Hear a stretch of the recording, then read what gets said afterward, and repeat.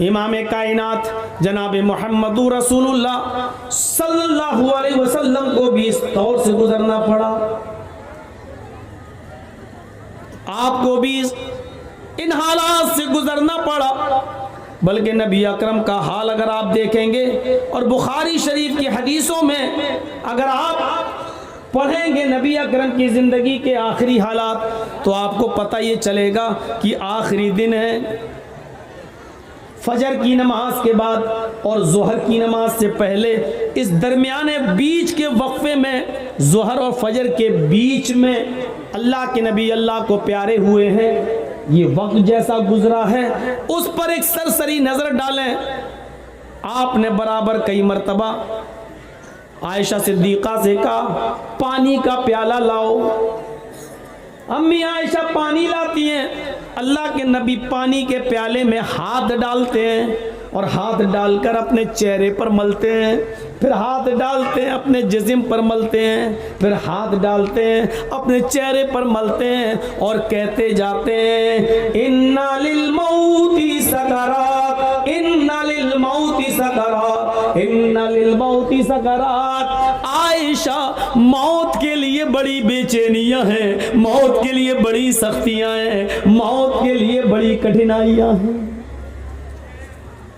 इस हदीस में लफ्ज़ मौत इस्तेमाल हो रहा है, मौलाना जर्जीस उसको चेंज नहीं कर सकता। बुखारी शरीफ की हदीस के अल्फाज मैंने आपके सामने बताए।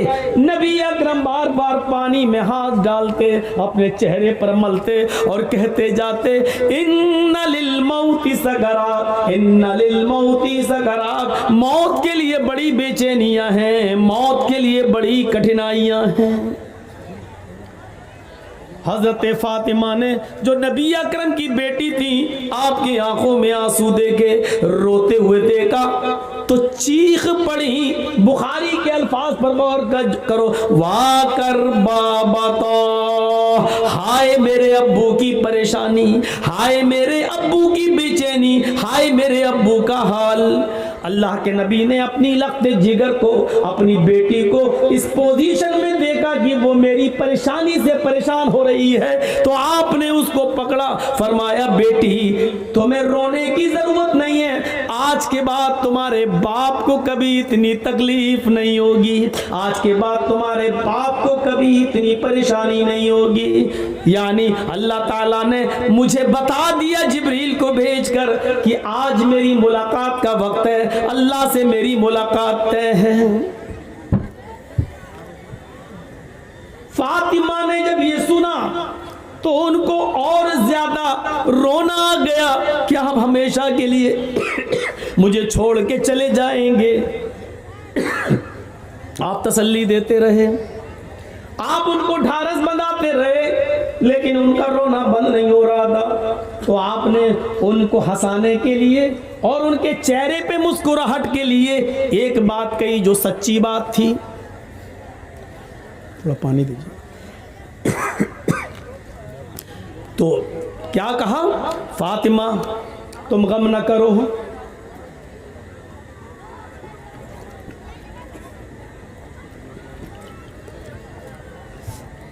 फातिमा तुम गम न करो, तुम परेशान न हो। अरे फातिमा, अभी अभी जिब्रील आए और बताया फातिमा से कह दो फातिमतु सय्यदतु निसाई अहलिल जन्ना, अल्लाह ने फातिमा को जन्नत की तमाम औरतों का सरदार बना दिया। इस खुशखबरी ने फातिमा के गम को थोड़ा हल्का कर दिया, थोड़ा हल्का किया। लेकिन मुकम्मल हल्का करने के लिए अल्लाह के नबी ने एक दूसरी बात कही, फातिमा परेशान मत होइए, मेरे बाद तुम्हारा ही नंबर है, मेरे अहले बैत में, मेरे खानदान में, मेरे घर में मेरे बाद सबसे पहले मेरे पास कोई आएगा, मुझसे किसी की मुलाकात होगी तो तुम्हारी होगी, यानी तुम आ रही हो मेरे पीछे पीछे। ये सुना फातिमा रजी अल्लाह ताला अन्हा ने तो मुस्कुराई। अच्छा, मौत की खबर सुनकर कोई मुस्कुराता है क्या?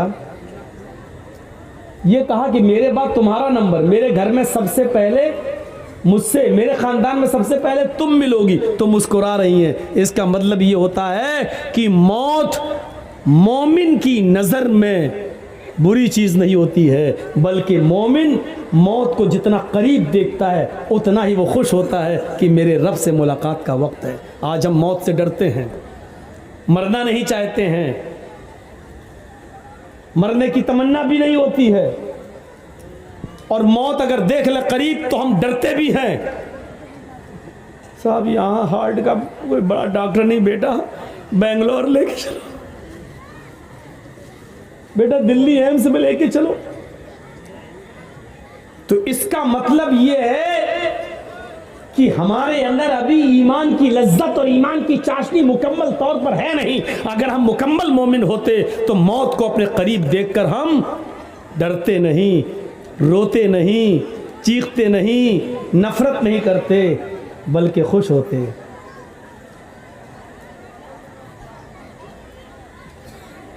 मौलाना साहब ये क्या कह रहे हैं? हाँ, मैं ये नहीं कह रहा हूं कि दुआ मांगो अल्लाह मुझे कल ही मौत दे दे, ये दुआ मांगना हराम है, ऐसा नहीं मांग सकते हो आप। ये भी नहीं कह सकते हो अल्लाह मुझे मौत जल्दी दे दे, ये भी नहीं कह सकते हो। आप सिर्फ बहुत ज़रूरी हो, परेशानियां बहुत ज़्यादा हों, उलझने हों, टेंशन हो, तो आप इतनी दुआ कर सकते हो अल्लाह से, क्या है अल्लाह अल्लाहुम्मा अहयिनी मा कानतिल हयातु खैरल ली, अल्लाह मुझे उस वक्त तक ज़िंदा रख जब तक मेरी ज़िंदगी मेरे लिए बेहतर हो, और जब मेरी ज़िंदगी मेरे लिए बेहतर ना हो तब तू मुझे उठा ले। ये दुआ बस कर सकते हो जब बहुत ज़्यादा टेंशन और बहुत ज़्यादा उलझन हो तब। लेकिन हम मौत की तमन्ना क्यों करते मालूम है? 5 बेटियां हैं, 6 बेटियां हैं, इनके जहेज़ कैसे होगा? आजकल बगैर गाड़ी दिए हुए, बगैर इंटरनेशनल भिखारी का पेट भरे हुए हमारी बेटी की डोली नहीं सजेगी। इसलिए हमारे टेंशन इतने हो गए हैं ज़िंदगी में कि हम उसी से कहते हैं इससे बेहतर है कि मर जाएं। ये हमारे अपने टेंशन हैं, ये हमारी अपनी उलझने हैं। अल्लाह के नबी का फिर ये हाल था। अचानक होंठ हिलने लगे और आवाज बंद हो गई। होंठ हिलते हुए अम्मी आयशा ने देखा तो अपने कान लगा दिए। देखें, कोई खास बात तो नहीं कह रहे हैं जो आखिरी वक्त में हम उसको सुनने से महरूम रह जाएं। कान लगाती हैं तो क्या सुनती हैं? होंठ हिल रहे हैं और अल्लाह के नबी ये जुमले अदा कर रहे हैं, अकीमुस्सलाह औ मा मलकत ऐमानुकुम। नमाज पढ़ते रहना, लोगों नमाज पढ़ते रहना, और अपने गुलामों का, अपने मातहतों का ख्याल रखना। जो तुम्हारे नीचे काम करते हो गुलामों, उनका ख्याल रखना। जो तुम खाना वो उनको खिलाना, जो तुम पहनना वो उनको पहनाना।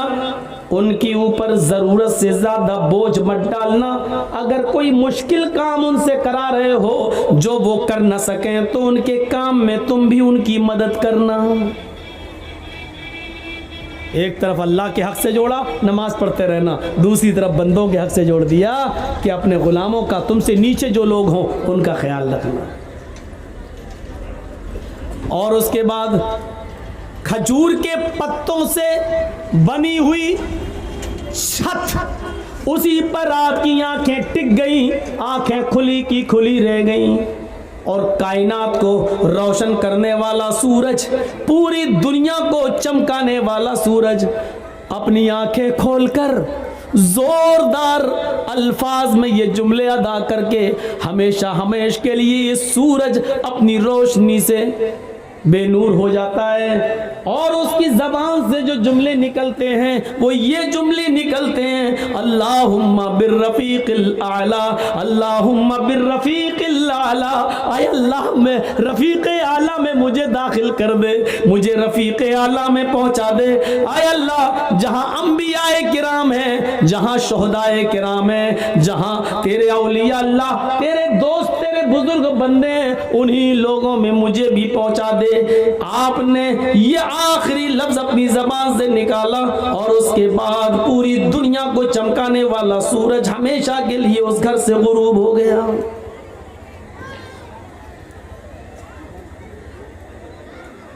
फजर और जोहर के बीच में आप इस दुनिया से रुखसत हुए। फातिमा रजी अल्लाह ताला अन्हा ये मंजर देखकर चीख उठी, वाकर बाबा तो मना जा बर बंदा, वाकर बाबा तो मन जन्नतुल फिरदौसी मावा, वाकर बाबा तो इला जिब्रील नना। हाय मेरे अब्बू, मन्ना जा रब बंदा, आपके पास रब का बुलावा आया और आप चले गए। जुमलों पर गौर करो। बहुत आसान है, तुम तो 12 तारीख को जश्न मना लोगे। बहुत आसान है, तुम तो 12 तारीख को जुलूस निकाल लोगे। बहुत आसान है, तुम तो 12 तारीख को खुशियां मना लोगे। लेकिन 12 तारीख को फातिमा रजी अल्लाह ताला अन्हा के आंख से निकलने वाले आंसू तुम्हें कभी माफ नहीं करेंगे। ये 12 तारीख थी, रबीउल अव्वल की 12 तारीख थी। हम अपनी 12 तारीख पे नजर डालें और इस 12 तारीख पे नजर डालें, और कुछ कहने की जरूरत ही नहीं। हालात हमें उस कहने की इजाजत भी नहीं देते हैं। मेरे भाइयों सुनो, क्या कहती है फातिमा, वाकर बाबता मना जा बर बंदा। हाय मेरे अब्बू, आपको आपके रब ने बुलाया और आप चले गए। आपने उसकी दावत को कबूल कर लिया।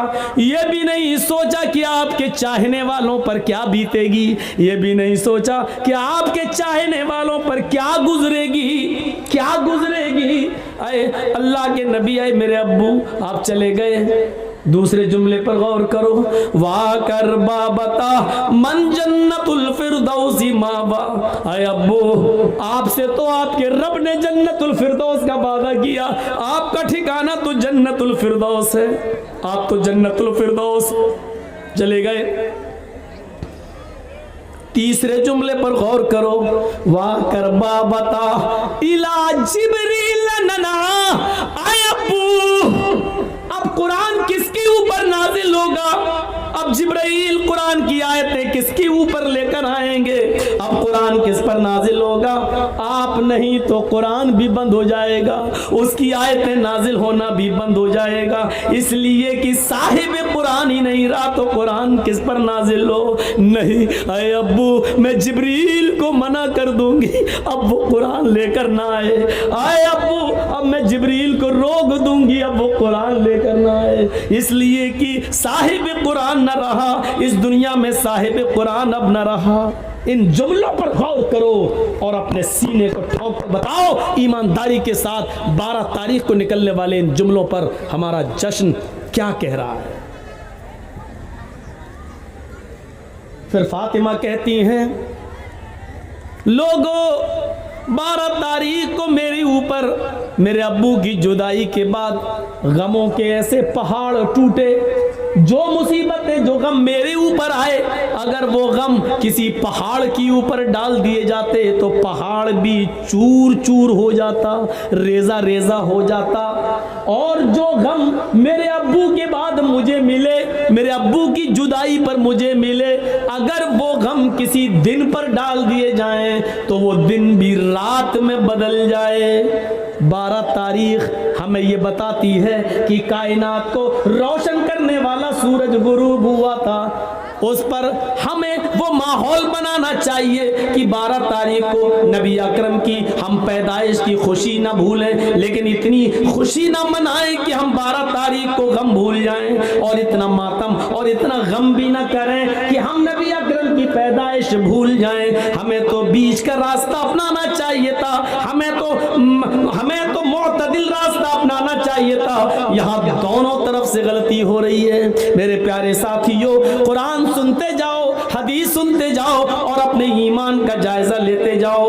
हाँ हाँ, अब सुनिए मेरे भाइयों, अल्लाह के नबी सल्लल्लाहु अलैहि वसल्लम को दफन कर दिया गया। सबसे पहले अबू बकर सिद्दीक ने नमाज़े जनाजा पढ़ी, उसके बाद उमर फारूक ने, उस्मान गनी ने, हजरत अली ने, फिर सहाबा ने, लोग आते गए, नमाज पढ़ते गए, फिर बाद में बच्चों ने और सबसे लास्ट में औरतों ने, औरतों के बाद सबसे लास्ट में बच्चों ने। मेरे भाइयों, लेकिन आपकी जनाजे की नमाज किसी ने पढ़ाई नहीं है। लोग उस हुजरे में आते थे, पढ़ के निकल जाते थे। पूरा दिन इसी में गुजर गया, पूरी रात इसी में गुजर गई। कुछ लोग ऐसे थे जो दूर से आए, अल्लाह के नबी सल्लल्लाहु अलैहि वसल्लम की बीवी से कहने लगे, अम्मी आयशा, हम रात में पहुंचे, दूर के रहने वाले हैं, हमें नबी अकरम का चेहरा दिखा दो।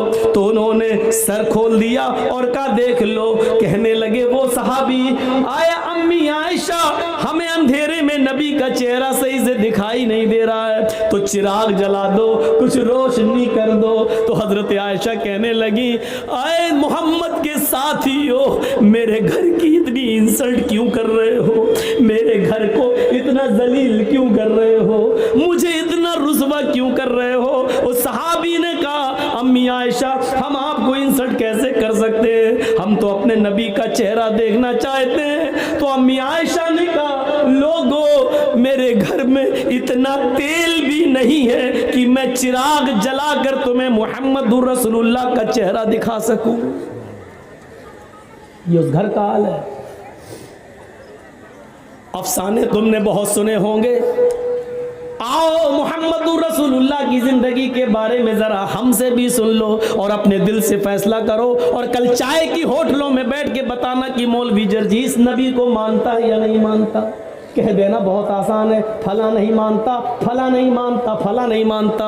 अरे हम तो अल्लाह के नबी से हटकर कोई बात कर ही नहीं रहे हैं। ताज्जुब तो यह है कि तुम हिंदुस्तान की बात करो तो पक्के मुसलमान, तुम अजमेर की बदायूं की, कछोचा की बात करो तो पक्के मुसलमान। हम मक्के की बात करें और मदीने की बात करें तो हम नबी को मानते ही नहीं।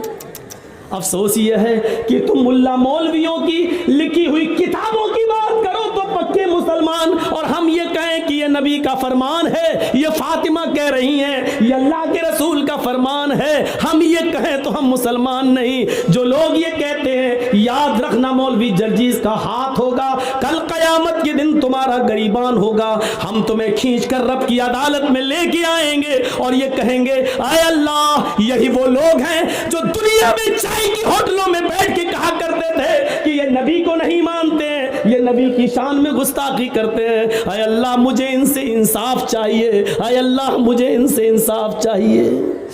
मेरा हाथ होगा, तुम्हारे गरीबान होंगे, ये सोच समझ कर किसी पर इल्जाम लगाना। आओ मेरे भाइयों, आगे चलो, चलो आगे। हजरत मोहम्मद रसूलुल्लाह की जनाजे की नमाज पढ़ ली जाती है, दफन कर दिया जाता है, और दफनाने के बाद पहली अजान का वक्त होता है। हजरत बिलाल को आवाज दी जा रही है, आइनल बिलाल, बिलाल कहाँ है? बिलाल खामोश खड़े हैं। लोगों ने कहा, बिलाल क्या हुआ? अजान दो, वक्त हो गया है। हजरत बिलाल ने मना कर दिया। लोगों, हजरत बिलाल ने मना कर दिया। लोगों, मुहम्मदुर रसूलुल्लाह के रुखसत हो जाने के बाद अब हमसे अजान के लिए मत कहो। अल्लाह के रसूल जब सामने खड़े हो जाते थे तो अशहदु अन्ना मुहम्मदर रसूलुल्लाह कहते हुए मैं उनके चेहरे का दीदार करता था। अब नबी हमारे सामने खड़े नहीं होंगे तो मैं किसका चेहरा देखूंगा? हजरत बिलाल इस हद तक नबी अकरम की जुदाई में इस हद तक चले गए कि वो जहां गली, जिस गली में जाते यही कहते हैं, अल्लाह के रसूल मुझसे क्या गलती हो गई, मुझे छोड़ के क्यों चले गए? अरे मेरे नबी, मैंने क्या खता की, मुझे छोड़ के आप चले गए? ये उनकी जबान से जुमले निकलने लगे। लोगों ने उनको मदीने से बाहर भेज दिया।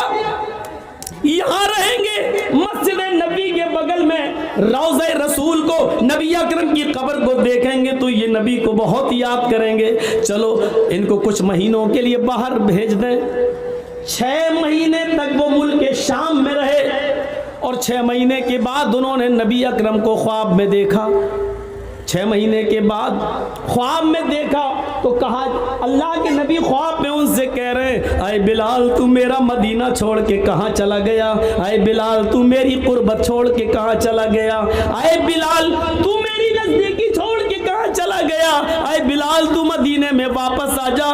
फजर की नमाज पढ़ते ही घोड़ा दौड़ा दिया और चलने लगे। लोगों ने कहा, बिलाल कहाँ जा रहे हो? कहने लगे, मुझे मेरे आका ने बुलाया है, मुझे मेरे नबी ने बुलाया है, अब शाम छोड़कर मैं मदीने की तरफ जा रहा हूँ। 6 महीने के बाद मदीने आए। मदीने में पहुंचकर फौरन लोगों से पूछा कि मुझे मुहम्मदुर रसूलुल्लाह की बेटी फातिमा से मिलवाओ। फातिमा रजी अल्लाह ताला अन्हा की शक्ल मुहम्मदुर रसूलुल्लाह से अपने अब्बू से बहुत मिलती जुलती थी, बहुत हद तक एक थी। लोगों मुझे फातिमा का चेहरा देख लेने दो कि उनको देखकर मैं मुहम्मदुर रसूलुल्लाह को याद कर लूंगा। लोगों ने कहा, बिलाल तुम मदीने से बाहर थे, टेलीग्राम का और मोबाइल का जमाना नहीं था। अरे बिलाल तुम्हारे आने से चंद दिन पहले मुहम्मदुर रसूलुल्लाह की बेटी हजरत फातिमा भी इस दुनिया से चल बसी, वो भी अल्लाह को प्यारी हो गई, वो भी अब इस दुनिया में नहीं रही। नजरें आसमान पे डाली, अय अल्लाह नबी का गम अभी भूला नहीं था क्या? एक और गम मेरे ऊपर आ गया, फातिमा भी इस दुनिया में न रही। जबान से निकला, इन्ना लिल्लाहि व इन्ना इलैहि राजिऊन। किसी तरह खामोश हुए, बातें हुई और थोड़ी देर के बाद अजान का वक्त हो गया। लोगों ने कहा, बिलाल महीने गुजर गए, तुम्हारी अजान नहीं सुनी। बिलाल आज अजान दे दो। कहने लगे, नबी अकरम के रुखसत होने के बाद अब अजान के कलमात मुझसे न दिलवाओ। इधर नबी के नवासे हसन आ गए, उधर हुसैन आ गए। दोनों कहने लगे, अरे बिलाल जानते हो हम कौन हैं?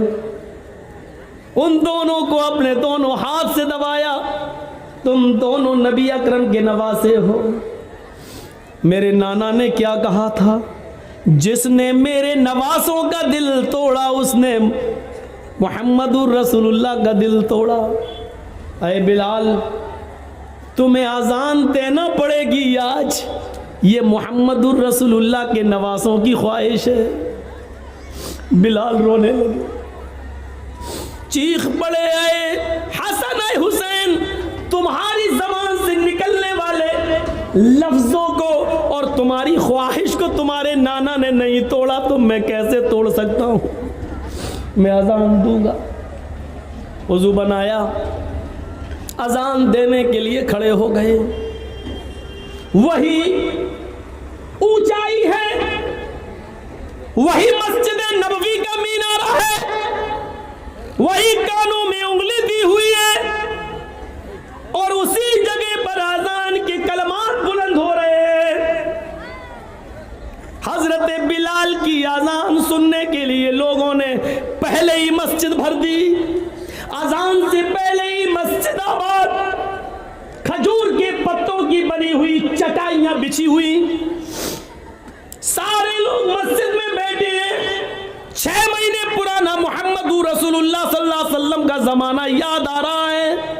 हजरत बिलाल के कानों में उंगलियां हैं और हजरत बिलाल इन जुमलों पर पहुंचे हुए हैं, अल्लाहु अकबर अल्लाहु अकबर। जैसे ही बिलाल ने अल्लाहु अकबर कहा, काबे की रब की कसम, इन जुमलों ने नग़्मे क़यामत बर्पा कर दिया। जैसे ये जुमले निकले, लोग अपने घरों से और तेजी से निकलने लगे। जैसे ये जुमले निकले, ऐसे ही औरतें बेकाबू हो जाती हैं, वो भी अपने घरों से उठकर ऊपर छत पे चढ़ जाती है कि आज बिलाल की आजान छत से सुनेंगे तो साफ सुनाई देगी। जैसी औरतें बेकाबू होकर छतों पे चढ़ रही थी, लोग धड़ाधड़ मस्जिद की तरफ भाग रहे थे, उस वक्त बिलाल इन जुमलों पर पहुंच चुके थे। अशहदु अल्ला इलाहा इल्लल्लाह, बिलाल की जबान से जब ये जुमले निकले, अशहदु अल्ला इलाहा इल्लल्लाह, उस वक्त तक परिंदे दरख्तों के ऊपर बैठ गए थे। गोया कि परिंदे भी हजरत बिलाल की आजान सुनने के मुश्ताक हों। दरख्तों के पत्तों की जुम्बिशें बंद थी, शायद आज वो भी अजान सुनना चाहती है।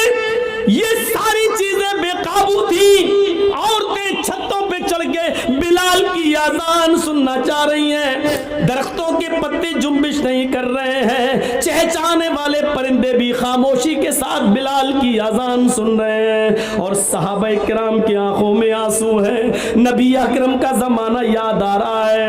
एक एक सहाबी की आंखों से गिरने वाले आंसुओं ने मस्जिद नबी पर खजूर के पत्तों की बनी हुई चटाई को भिगो दिया है। पूरी की पूरी चटाई इतर हो जाती है। हजरत बिलाल इन जुमलों पर पहुंचते हैं, अशहदु अन्ना मुहम्मदर रसूलुल्लाह। अभी उनकी जबान से मोहम्मद का जुमला ही निकल पाया था, रसूलुल्लाह का जुमला ना निकलने पाया कि उनकी निगाह वहीं पहुंच जाती है जहां जनाबी मोहम्मद रसूलुल्लाह खड़े हो जाया करते थे और बिलाल से कहते थे कि अजान दो, और बिलाल उन्हें देखकर पूरी अजान दिया करते थे। आज उस जगह पर नबी अकरम को गायब पाया, आज उस जगह पर मोहम्मद रसूलुल्लाह को मौजूद न पाया, प्रेजेंट न पाया। जैसे ही उनकी नजर उस जगह गई और नबी को मौजूद न पाया तो गशी आई, चक्कर आए और बेहोश होकर वो जमीन के ऊपर गिर पड़े। लोगों ने पानी के छींटे मारे, बकिया अल्फाज दूसरों ने अदा कर दिए। इन पर छींटे मारे गए, पानी के छींटे मारे गए, होश में लाया गया और कहा बिलाल ने, लोगों मैंने तुम्हें पहले ही कहा था, नबी अकरम सल्लल्लाहु अलैहि वसल्लम के इंतकाल के बाद अब मुझसे अजान के लिए ना कहा करो। मैं मुहम्मदुर रसूलुल्लाह कहते हुए किसके चेहरे को मैं देखूंगा? ये अंदाजा था, हमें सोचना चाहिए। लेकिन कब्र इनकी भी है। फातिमा रजी अल्लाह ताला अन्हा के सेंटेंसेस पर गौर कीजिए, बार बार नहीं दोहराऊंगा। इनको भी रुखसत होना पड़ा, लेकिन वही चीज याद करिए, एक तरफ इंसान हम और आप मर जाएं और मरने के बाद हमारा हिसाब किताब ना हो और मिट्टी में मिला दिए जाए, ये बहुत अच्छी चीज़ है कि अगर ऐसा हो जाए, लेकिन ऐसा होगा नहीं।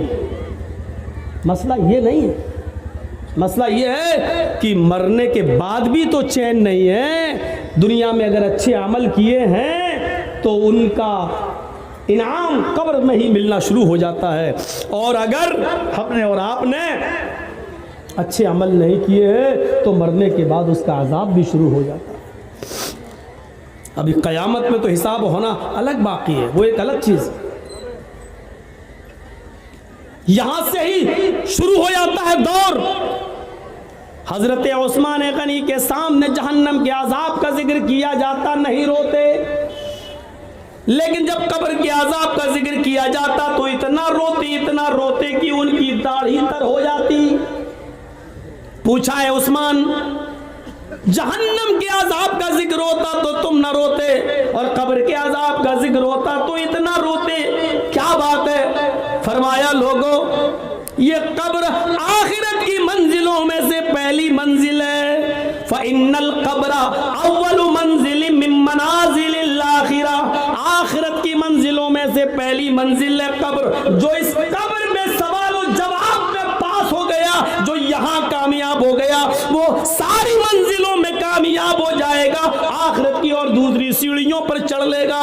लेकिन जो इस सीढ़ी से फिसल गया, जो यहाँ नाकाम हुआ, वो आखिरत की तमाम मंजिलों में नाकाम रहेगा। ये था उस्मान रजी अल्लाह ताला अन्हु का हाल, जो जहन्नम के अजाब का जिक्र सुनते तो नहीं रोते, लेकिन कब्र का अजाब जब उनके सामने पेश किया जाता तो वो रोते। उनकी आंखों से आंसू गिरने